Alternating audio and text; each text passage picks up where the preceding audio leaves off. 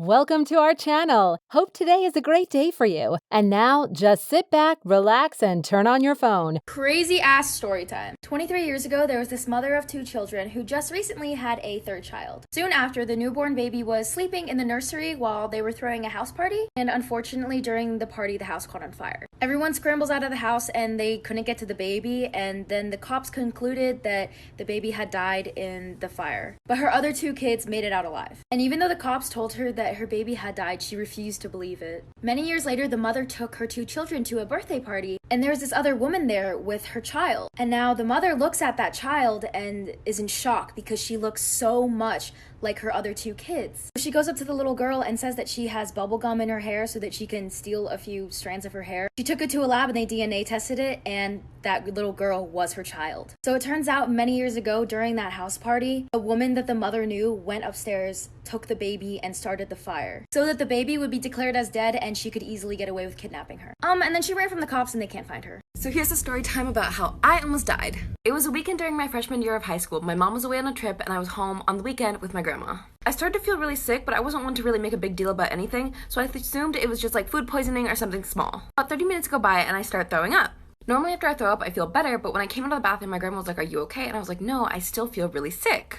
But I decided to drink some hot tea thinking maybe that would help. Next thing I know, I am throwing that up as well. About an hour or 2 goes by and I'm still throwing up constantly. By this time, my grandma's starting to get worried. She asked me if I want to go to the emergency room and I tell her no because I had never gone there before for anything. I'd never been sick before. Like, I'd been sick, but not this bad. Luckily, my grandma works at a hospital, so she decided to call the on-call nurse. The nurse tells her to take me to the emergency room ASAP. By this time, it's hard for me to stand. I'm buckled over like, ugh. She gets me in the car and she takes me to the emergency room. I sit in the waiting room for a really, really long time. When I finally get checked in, they diagnosed me with ovarian cysts, and my male doctor telling me it's just my period. But that wasn't what was wrong.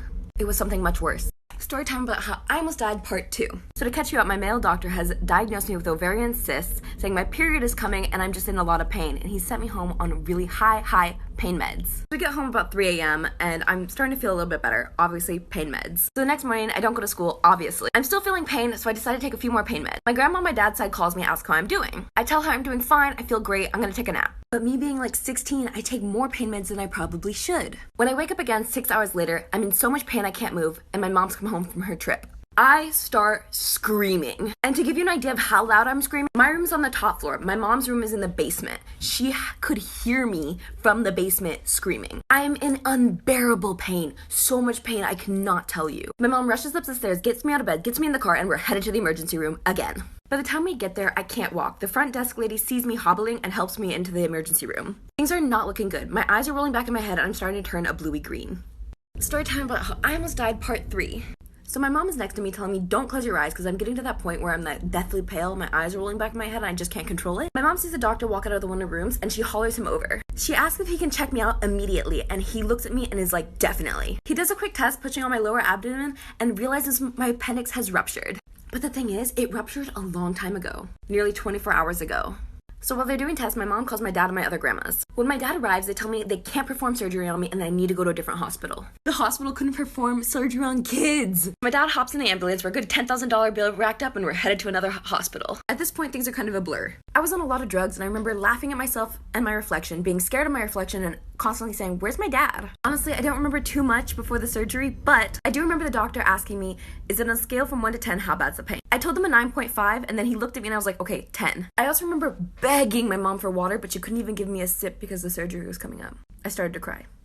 Story time about how I almost died, part 4. The doctor comes in the room and informs us that my body has gone septic and that I can't have any water and I need to drain my system before we can do surgery.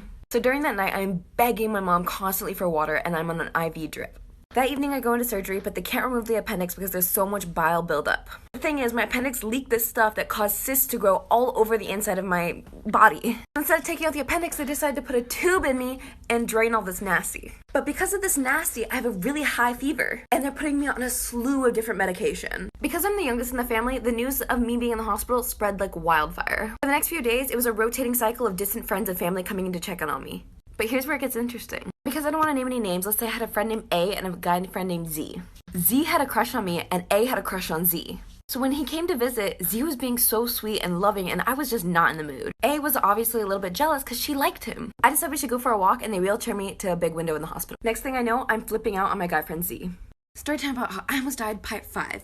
So I'm on a slew of drugs and my friends are visiting. One of those drugs being Oxycontin. Apparently, this made me mean to everyone. Anyway, Z's being really overly nice to me and loving and kind of treating me like his girlfriend, which I wasn't. I was over it. So I pretty much tell him, I'm not into you, I don't like you like that, stop being weird. It was really awkward for everyone.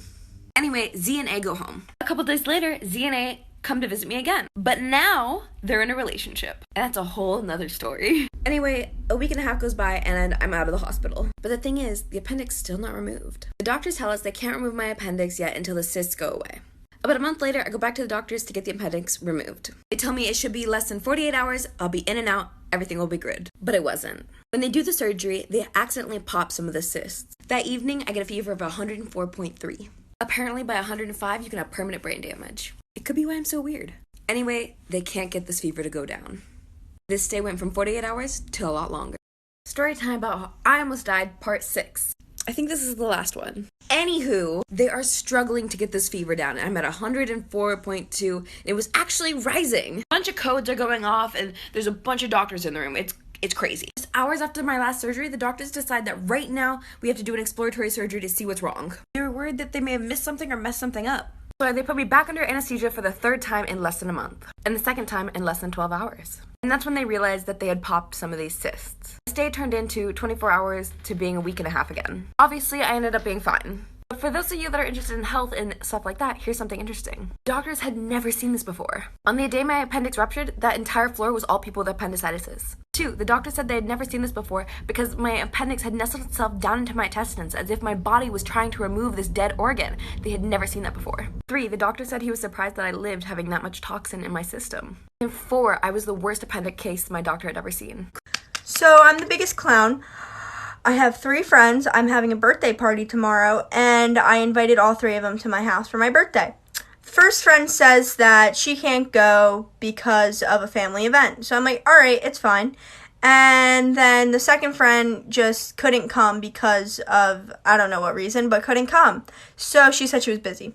The third friend got in a huge argument with my other friend because my friend didn't like her and that friend didn't like her either. So funny thing is, the one that said that there was a family event, never was a family event, never was a thing, or apparently was, not really sure because she lied about all 3 things.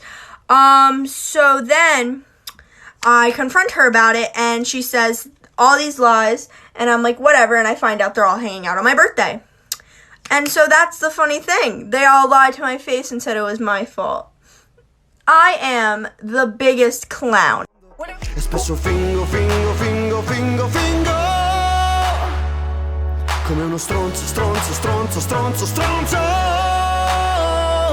ho la tensione di chi viaggia sempre a piedi.